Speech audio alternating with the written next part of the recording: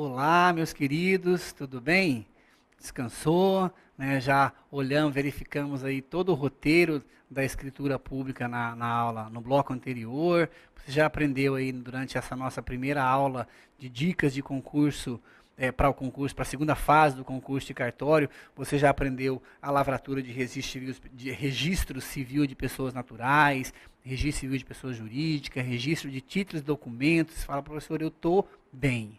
Eu estou bem, agora eu quero é fazer essa prova da segunda fase de concurso de cartório. Na verdade, agora eu estou ansioso para fazer essa prova e realmente colocar em prática todos esses conhecimentos que o senhor me passou aqui no Complexo de Ensino Renato Saraiva. Espero que você realmente esteja com essa ansiedade agora positiva, né, que essa ansiedade antes negativa, do medo de não conhecer a prática, falar, professor, como que eu faço isso? Eu não tenho a menor ideia por onde começar, e agora não, nós já te demos esse norte, você já sabe como começar, como finalizar uma escritura ou finalizar qualquer ato da atividade notarial registral no seu concurso. Tranquilo?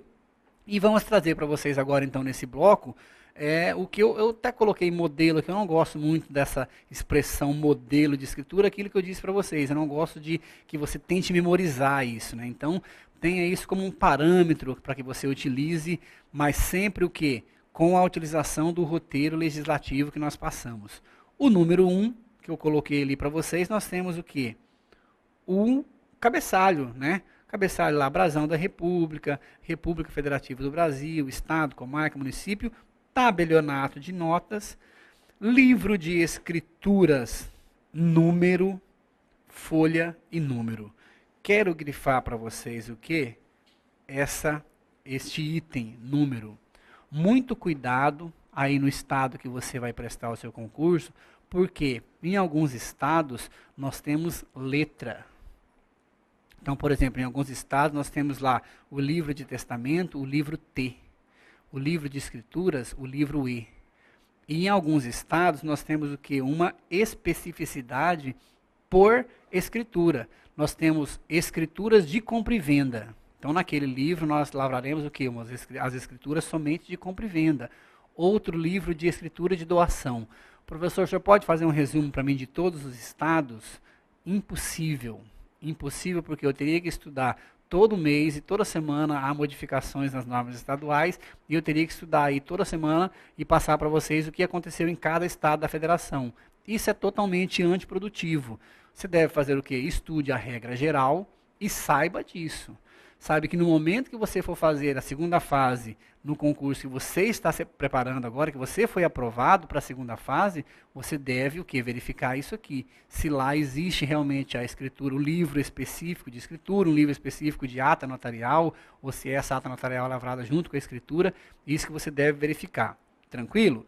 Passando então, depois do nosso cabeçalho, nós temos lá o número 2.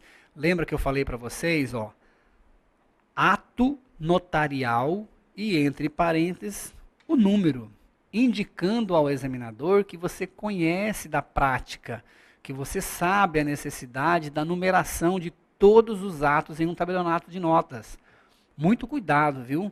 O que eu peço para vocês aqui é que você escreva o quê? Volte lá, Felipe. Ato notarial. Não é ata notarial. Ata notarial é uma espécie de instrumento público que pode cair no seu concurso, que tem previsão agora no novo Código de Processo Civil, né, com previsão expressa como prova judiciária, né, como prova legal a ata notarial. Nesse momento aqui, o número 2, você vai escrever o quê? Ato notarial e número. E agora, nós começamos a lavrar a escritura, conforme lá o nosso item número 1, estes saibam quantas essa escritura de o que é a compra e venda, né? No caso aqui, compra e venda de imóvel rural. Poderia ser uma doação? Sim. É nesse momento que você vai demonstrar ao examinador que você sabe a peça que você vai lavrar. Né? Conforme o problema apresentado, você vai lavrar. É uma doação com reserva de usufruto. Então você colocaria o quê? Saibam quantos essa escritura pública de doação com reserva de usufruto, cumulada com não sei o que lá, e aí você vai demonstrar esse conhecimento para o examinador. Virem que, professor, é obrigatório isso aí? eu colocar saibam quantos essa escritura? Olha, meus queridos, em todas as provas de concurso que eu já fiz, eu sempre inicio dessa forma. Não há obrigatoriedade. Eu poderia começar de outra forma. Mas não vamos subestimar o examinador, né? Vai que quem está corrigindo a sua prova é um tabelião e ele quer, né, seguir algumas tradições. E essa é uma tradição do tabelionato de notas. Nós não podemos jogar fora aí mais de 450 anos de notariado do Brasil, né, que mantém essa tradição do início da escritura dessa forma. Então, demonstre isso para o examinador também. Fala, examinador, eu estudo agora em 2015, mas eu sei da tradição. E por isso eu começo a minha escritura pública dessa forma. Saibam quantos é essa escritura pública, e aí nós verificaremos o quê? Todos os itens daqueles artigos conforme o seu código de normas. O que nós escolhemos aqui foi o Código de Normas do Maranhão. Então nós temos lá, Felipe, olha, a data, né, ó, vire que em data. Professor, posso colocar a data? Não. Você só escreve entre parênteses data, demonstrando ao examinador que você sabe desse requisito, mas que você não está identificando a sua prova. Porque se você coloca uma data, ou mesmo a data da prova, o examinador pode entender que você está identificando a prova. Tranquilo? Então, tentar ser o mais imparcial possível na lavratura, sempre entre parênteses o elemento necessário. Vamos lá. Data, que neste tabelionato de notas, localizado no endereço, compareceram. Olha, eu estou colocando sempre aqui em vermelho, meus queridos, os itens que nós temos lá na legislação, né? Então, no item 5, no 5, nós temos o que? A qualificação das partes. Então, nesse nosso caso aqui, quais foram as pessoas que compareceram? O vendedor, né? Prenome, sobrenome, nacionalidade, profissão. Ah, professor, eu não consigo memorizar tudo isso. Nacionalidade, profissão, residência, eu sempre me confundo. Não há necessidade, meus queridos. Você não precisa memorizar isso aqui, porque se você estiver me acompanhando, estiver acompanhando essa aula com qualquer código de normas, todos esses itens estão previstos no código de normas. Então você tem que, o único trabalho é o quê? Transcrever o que está no código de normas para a sua peça, de forma muito simples. Tranquilo? Vamos lá então. Nacionalidade, profissão, residente e domiciliado no o endereço, portador do documento de identificação pessoal, o RG, número, expedido por... Ah, professor, será que eu posso colocar, se eu estiver lá no Piauí, SSP Piauí? E aí, meus queridos? Não, você não coloque nada, porque qualquer criação de dado da sua parte, eu vou colocar lá a Secretaria de Segurança Pública do Maranhão, pode ser considerado o quê? Identificação da prova, e você pode ser eliminado da sua prova, eliminado do seu concurso, só por colocar isso, só por identificar lá 3 letras, SSP.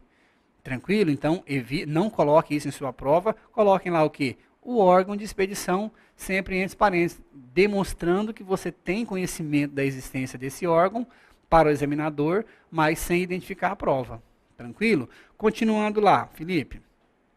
Inscrito no cadastro de pessoas físicas do Ministério da Fazenda, CPF/MS, o número entre parênteses, e o comprador. Comprador, a mesma coisa, você vai qualificar o comprador, prenome, sobrenome, nacionalidade, profissão, e aí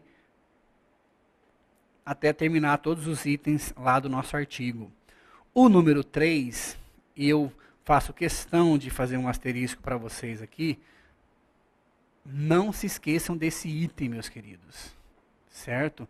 Que é o que? A identificação e a verificação da capacidade das partes. Ela é obrigatória. A pessoa comparece ao tabelionato e é uma das obrigações do tabelião, o que é? Verificar, de identificar essas partes em razão dos documentos apresentados. E isso deve constar na sua escritura. Você deve constar na escritura o quê? Que você identificou essas partes em razão dos documentos apresentados. E que essas partes, o quê? Têm plena capacidade para a lavratura daquele ato. Todas aquelas partes são capazes e foram identificadas. Como que eu coloco isso na minha escritura? Olha lá o modelo que eu trouxe para vocês. a identificação das partes e verificação de suas capacidades para a prática do presente ato foi feita mediante análise dos documentos originais apresentados. Olha que legal, né? Não há necessidade, meus queridos, de você utilizar, de você tentar memorizar isso aqui. O ideal é justamente que você apague isso da sua memória, esse modelo do professor André, e você faça o seu modelo. Porque senão você vai perder muito tempo tentando memorizar isso aqui, sendo que não há necessidade. A necessidade é que você saiba desse elemento de identificação e de verificação da capacidade. Agora, a forma redacional disso é até interessante que você crie a sua forma, que você crie o seu estilo redacional, até mesmo para quando você estiver no seu tabelionato. Né? Senão, toda vez você vai pegar o livro do professor André e tentar copiar o que eu coloquei no livro. E isso é totalmente antiprodutivo para você, especialmente no seu concurso. Tente lavrar, então, a sua escritura a partir de agora, treinando aí para o seu concurso, que somente com a legislação, sem o livro do professor André. Só lembrando o que eu estou te falando, pega a legislação e aí a obrigatoriedade desse item. Quando você olhar esse item na legislação, você fala, não, eu tenho que identificar e reconhecer a capacidade. Agora, como que você deve escrever isso? Crie a sua própria, o seu próprio estilo redacional. Tranquilo, meus queridos? Vamos lá na nossa escritura? Olha que legal. Pela presente escritura de compra e venda de imóvel rural, o vendedor se obriga a transferir o domínio do seguinte imóvel. Olha que legal aqui. O que eu identifiquei aqui, meus queridos? O negócio jurídico, né, que estava previsto lá no artigo 647 do Código de Normas do Maranhão. O que é a escritura? Compra e venda. E o que é uma compra e venda? O vendedor se obriga a transferir o domínio do seguinte imóvel, demonstrando ao examinador que você conhece qual que é o imóvel. E aí nós temos lá o que? Nos códigos de normas, quais são os requisitos de denominação do imóvel. Tem lá ó, a área, o perímetro, números em metros, limites, características, confrontações, e aí a descrição total do imóvel. Ah, professor, que legal, eu achei interessante isso aqui. Lembra dos 2 asteriscos que eu coloquei no item 8? Olha lá, pela presente compra e venda, o comprador se obriga a pagar o preço de, né? É uma das obrigações do comprador, e do vendedor, o que é? A transferência do referido imóvel. A compra e venda é pura e considerada obrigatória e perfeita, haja vista o acordo quanto ao objeto, preço no valor de. Professor, o senhor está falando muito rápido. Estou precisando voltar, né, aqui à aula do SERS para acompanhar. Meus queridos, não há necessidade desse acompanhamento, porque isso aí está na sua legislação. A partir de agora, a partir do momento que eu coloquei aqui, Felipe, ó, o item número 8, você esqueça o professor André e verifique quais são os requisitos lá da compra e venda. Isso aqui eu tirei de onde? Eu tirei lá do Código Civil. Se você pegar agora o seu Vademecum e verificar lá nos itens da compra e venda, tem tudo isso aqui, certo? Que são os elementos necessários da compra e venda. Ah, professor, então o senhor só transcreveu o que está lá no Código Civil para cá, para a escritura? Foi isso que eu fiz. Ao invés de tentar memorizar, tentar guardar 50 mil espécies de escritura, eu preferi dessa forma, que tenho certeza é a forma mais produtiva para que você seja aprovado na segunda fase do concurso de cartório. Tranquilo? Trouxe mais um item ali, ó, quanto ao pagamento, né, ó, pagamento por meio de cheque, o cheque número tal, do banco tal. Professor, mas e como que eu vou lembrar isso aqui? Justamente a mesma coisa que eu te falei.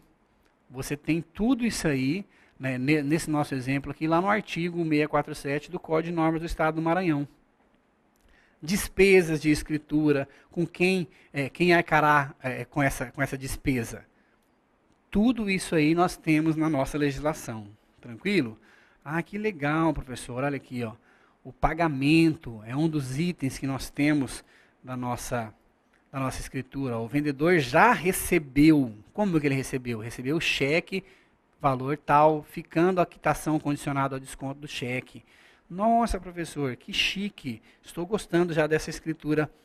O imóvel é vendido como coisa certa. Professor, de onde o senhor tirou isso aqui?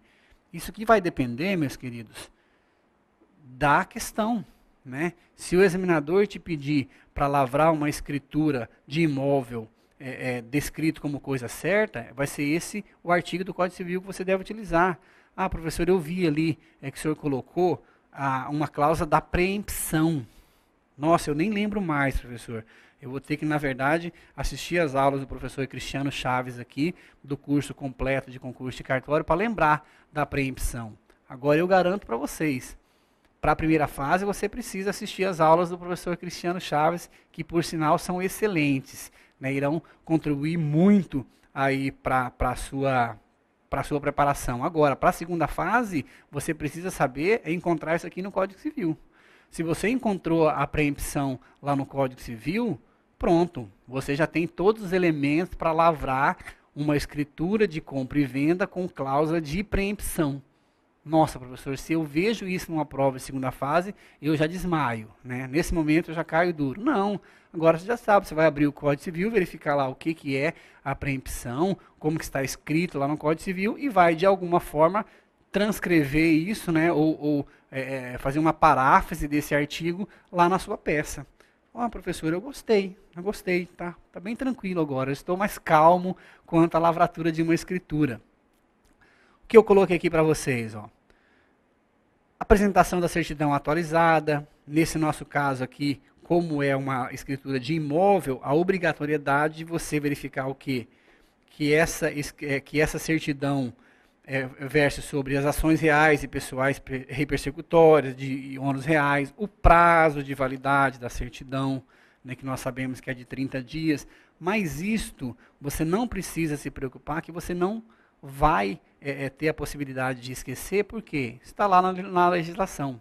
Por isso a minha preocupação inicial, né, no primeiro bloco da primeira aula, em falar para você sobre o quê? Sobre a legislação. Se você tem toda a legislação que pode cair no concurso, se você fez aquela preparação que eu te disse lá no início da aula, na nossa primeira aula, você está tranquilo. Agora, se lhe falta essa legislação, aí você deve ficar desesperado. Aí no momento da prova você fala, poxa, por que eu não ouvi o professor André? Ele me disse para eu pegar item por item, né, e analisar e aí adquirir a legislação. E agora eu estou aqui perdido porque eu não tenho a legislação sobre terrenos de marinha. E a minha escritura é sobre terrenos de marinha. Ah, meu Deus, será que precisa de autorização da Secretaria de Patrimônio da União? Será que não precisa? Quem que assina isso aqui? Meu Deus, se você levar a sua legislação, você vai estar tranquilo. Abriu a legislação sobre terrenos de marinha, lá, né, você está apto a lavrar qualquer escritura relacionada a esse negócio jurídico. Tranquilo, meus queridos? Olha aqui, ó, trouxe só um exemplo para vocês aqui. Isso vai ficar no material, eu estou passando correndo mesmo, porque não é porque a necessidade dessa correria, porque não há necessidade de memorização. Se eu começar a falar isso para vocês, eu tenho certeza que você vai tentar memorizar isso. Não há necessidade. Então, se fosse uma escritura de imóvel rural, você abriria, né, o 648 do Maranhão, ou então o Código de Normas do seu estado, que ele tem essa previsão, e verificará o quê? Quais são os requisitos? Ah, professor, precisa do certificado de cadastro de imóvel rural? Sim. Precisa da quitação do imposto territorial? Precisa sim. Ó. Isso aí você vai lavrar na sua escritura e demonstrando conhecimento para o seu examinador. Tranquilo? Olha que legal. Lembra do item que eu disse para vocês? Que a partir de agora nós teremos a diferenciação do candidato aqui do Renato Saraiva e dos demais? Então, a partir de agora, você não pode, em nenhuma hipótese, esquecer desses itens. Como eu já fiz, por exemplo, de esquecer a DOI. Né? A partir de agora, então, você tem o item número 7. Você deve lembrar, então, não precisa memorizar o que é, mas deve lembrar o quê? Que é o artigo 1º lá da Lei 7433. Ah, então, beleza. Abriu o artigo 1º da Lei 7433, parágrafo 2º, você já sabe o que tem que ser lavrado. Certidões negativas fiscais das fazendas públicas, federal, estadual, municipal. E também de feitos ajuizados. Ah, professor, então tranquilo. Eu abri o artigo, lavei isso aqui. Até quero passar isso aqui para que você não tente memorizar. Não fique tentando memorizar isso aqui. O meu medo é esse. O objetivo do curso, o objetivo do meu livro lá, é justamente o quê? Que você tenha esse roteiro e com ele consiga deslanchar em qualquer peça. Vamos lá então, professor. Qual que é o número 8? O número 8 é a apresentação do quê? Da certidão negativa de débitos trabalhistas, a CNDT. Nessa escritura aqui, eu optei, né, digamos que o comprador dispensou expressamente a apresentação dessa certidão. Né? Foi o que eu coloquei nessa escritura. Você poderia colocar que foi apresentada a escritura, a certidão negativa de débitos trabalhistas, sem problema. Né? Mas você demonstra para o examinador o quê? Que você conhece da necessidade da apresentação dessa certidão. Isso é que não pode faltar na sua escritura. O número 9, que eu deveria ter assistido essa aula, falar para você, Felipe, essa minha aula, né, se tivesse aquele de volta para o futuro, né, eu poderia retornar lá do concurso que eu fiz no Maranhão, que foi no concurso do Maranhão que eu esqueci essa DOI, né, e eu poderia estar mais bem qualificado, classificado no concurso. Eu poderia ter assistido essa aula. Né? O que você acha, Felipe? Não dá, né? Não tem como. Mas agora, você, meu querido amigo do CERS, além de você ter essa oportunidade de não esquecer mais a obrigatoriedade da DOI, você pode verificar essa aula novamente, né?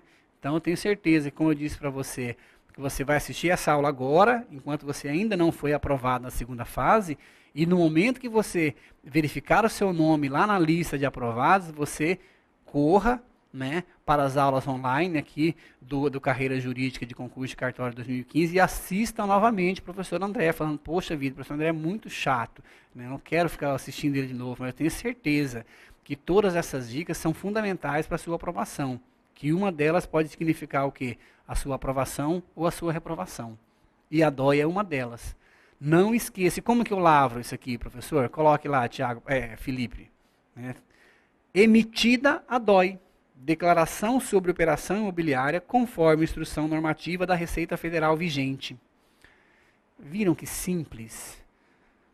São coisas simples na escritura que fazem a diferença. Lembra lá dos emolumentos, que eu já esqueci numa prova de segunda fase? O que eu deveria colocar lá, Felipe? Só colocar o seguinte, ó. Isento de emolumentos. Duas palavras que significaram o quê? Professor André, reprovado, professor André, aprovado. Né?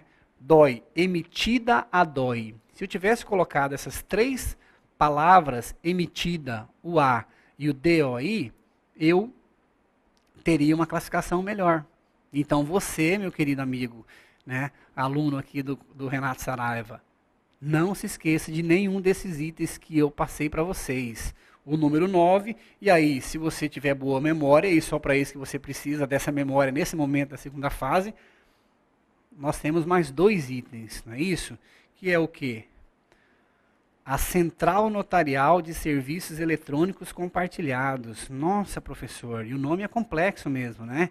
Será que eu vou memorizar isso aqui? Não há necessidade, meus queridos. Se você abrir lá a sua legislação, que você terá junto contigo a sua arma, né, toda municiada, toda limpinha, a sua arma pronta para você utilizar, você vai no provimento 18/2012 e lá nós temos o quê? Essa previsão, ó. As informações referentes a essa escritura pública serão remetidas à Central Notarial de Serviços Eletrônicos Compartilhados, SENSEC, nos termos do provimento 18/2012 do CNJ. Constam das informações: letra A, nome das partes por extenso, número do documento de identidade, CPF, valor do negócio jurídico e o número do livro e folhas. Nossa, professor, que legal isso, né? Muito legal. Não há necessidade de memorização. Esse é o mais legal.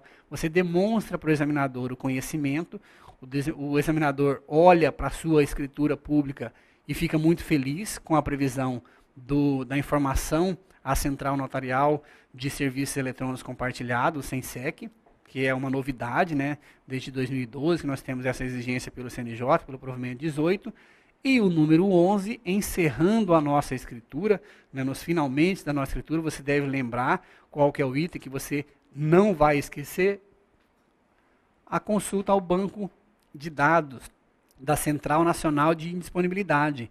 Ah, que legal, professor, o senhor falou mesmo, o senhor falou até negócio do código WASH, né? Olha aqui o código WASH, como que se escreve, ó. Como que eu sei isso aqui? Eu sei porque justamente eu abri, né, a minha legislação relacionada a esse tema, né, o provimento lá do CNJ, e lá eu encontrei isso aqui. E simplesmente transcrevi, ó. A pesquisa prévia identificou que não há comunicação de indisponibilidade no banco de dados da CNB, vírgula, conforme código gerado WASH, e aí o número do código. Isso nós fazemos também, meus queridos, nas nossas escrituras públicas, que nós lavramos lá no tabelionato de Timon. Todas elas têm esse modelo, né, desse finalmente aqui. Por quê? Porque simplesmente nós transcrevemos isso aí do provimento do CNJ. É isso que você vai fazer na sua prova. Tranquilo? E aí, o finalmente, que você já sabe, você já está craque no fechamento da escritura, que seria o fechamento de todo e qualquer ato que eu ensinei para vocês aqui durante essas 2 aulas. Lembram lá do eles, a fel, olha lá, e, né, ele, eles, né, o a, e depois o fel, até vou passar aqui para ver se nós não esquecemos. O f, né, o e e o l. Ai, professor, agora minhas escrituras todas ficarão muito legais. Olha, nada mais foi declarado. A presente escritura foi lida, né, do L, em voz alta e achada conforme em todos os termos. Essa foi a redação que eu preferi. Emolumentos, valor. Em homenagem a todos os meus amigos lá do Maranhão, eu trouxe aí o fundo, né, de arrecadação lá do nosso estado, que é o FERJ e o FERC, né, que é o Fundo de Ressarcimento do Direito Civil, dos cartórios de registro civil lá do Maranhão. Informei o valor desse fundo, o selo, o número do selo.